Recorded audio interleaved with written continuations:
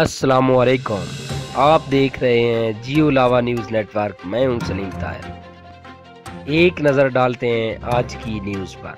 Sargodha DHQ hospital में फलाई इदारे Pakistan red crescent की जानिब से N95 मास्क डॉक्टरों में तकसीम के लिए MS के हवाले किए गए। इस मौके पर मोहम्मद वकास डिस्ट्रिक्ट ऑफिसर का कहना था, मुसीबत की इस घड़ी में तमाम साहिबी हैसियत लोग बढ़ चढ़ कर हिस्सा लें और लोगों से गुजारिश है कि वो अपने घरों में रहें और बगैर किसी सूरत घर से बाहर ना निकलें। मास्क का इस्तेमाल करें, हाथों को अच्छी तरह साबुन से या सैनिटाइजर से धोएं और आपस में कम से कम 6 फुट का फासला रखें। कोरोना से डरना नहीं, कोरोना से लड़ना है।